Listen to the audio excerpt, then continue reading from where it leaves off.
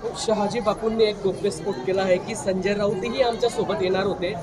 30 ते 35 आमदारांचा मात्र त्यांना विरोध होता. मी त्यावेळेसही सभेत बोललो होतो, परवाच्या ज्यावेळेस सभा झाली त्यावेळेस, की हायजॅक करण्याचा यांनी प्रस्ताव एकनाथ शिंदेंकडे मांडला होता. तो त्यावेळेस एकनाथ शिंदेने नाकारला होता. संजय राऊत हे सगळ्यात पहिले फुटणार होते, पण ते थांबले. शिवसेना भवनासमोर गुलाबराव पाटील किंवा शेवटच्या टप्प्यामध्ये त्यांच्या खात्यामध्ये काही 40-50 कोटी रुपये जमा झाले होते कुठून तरी, विचारा त्यांना. आणि त्याच्यामुळे मला आता ईडी किंवा सीबीआय अटक करू शकते या भीतीने ते थरथरत होते. मला माहिती आहे, विचारा त्यांना.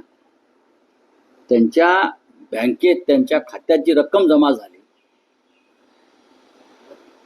त्या संदर्भात गुन्हा दाखल होईल आणि तो गुन्हा दाखल झाल्यामुळे मला अटक होईल, त्याच्यामुळे मला जावं लागेल असं सांगणारे हे पाटील होते. आता हे आजार जे आहेत प्रत्येकाचे, ही दुखणी आहेत किंवा हा जो कॅन्सर आहे भ्रष्टाचाराचा, त्याला तुम्ही काय करणार? भय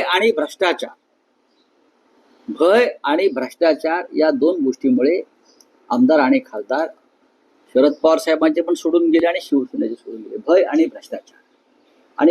भ्रष्टाचार निर्माणाचं काम नरेंद्र मोदी, अमित शहा आणि फडणवीसांनी केलं. पण रावसाहेब, तुम्ही गुलाबराव पाटलांचा उल्लेख केलाच आहात, तर त्यांचं असं म्हणणं आहे की शिवसेना फुटली तेव्हा सर्वात आधी संजय राऊत फुटणार होते. शिवसेना हायजॅक करण्याचा प्रस्ताव संजय राऊतांनी एकनाथ शिंदेकडे मांडला. इम्पॉसिबल.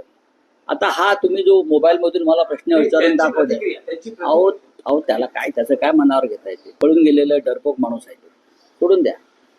शिवसेना नक्कीच हायजॅक केली आहे निष्ठावंत शिवसैनिकांनी, गद्दार गेले. आणि आता ही जी शिवसेना आहे उद्धव ठाकरेंची, ही निष्ठावंतांची शिवसेना आहे आणि ही त्यांच्या ताब्यात आहे. हे बरोबर आहे त्यांचं. आणि हे लोक हायजॅक करणार होते, गद्दार लोक, त्यांना शेवटी पळून जावं लागलं. भय आणि भ्रष्टाचार हा त्यांचा मंत्र आहे. भय आणि भ्रष्टाचारामुळे हे पळून गेले.